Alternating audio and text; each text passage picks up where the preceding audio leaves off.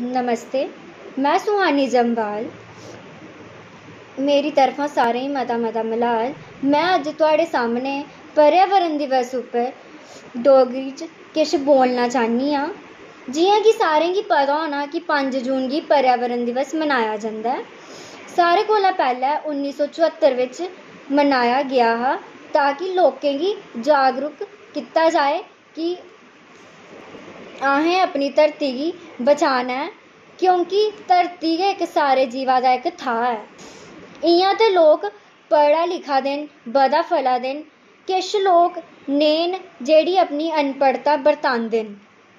इ'यां ते साढ़े देश बिच बक्खरी बक्खरी संस्था बनाई गेदियां कि लोकें गी बक्खरे बक्खरे तरीके कन्नै समझाया जाए कि असें अपना पर्यावरण कि'यां बचाइयै रक्खना ऐ। अस सोआल जवाब बी करी लैन्ने आं, कैंप लाई लैन्ने आं ग्रांऽ बिच कि जेह्ड़े बेचारे थोह्ड़े इ'यां न लोक, मतलब माड़े न, अनपढ़ न थोह्ड़े, जि'नें गी किश पता निं चलदा, अस उ'नें गी कैंप लाइयै समझाई सकने आं कि पर्यावरण गी अस कि'यां बचाई सकने आं।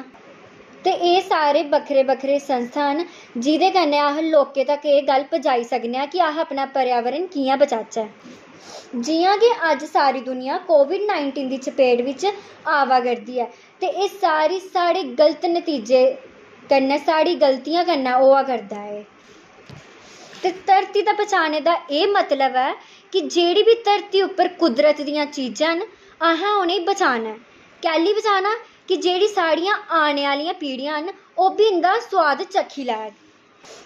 ते असें सारें गी एह् चाहिदा हून कि हर इक बंदा घट्ट कोला घट्ट 10 रुक्ख लाए। ते आओ अज्ज सारे अस मिलियै इक सोह् खन्ने आं कि अस अपनी धरती गी बचागे ताकि साढ़ा पर्यावरण बचे दा र'वै ते अस ठीक रौह्चै सारे। धन्यवाद।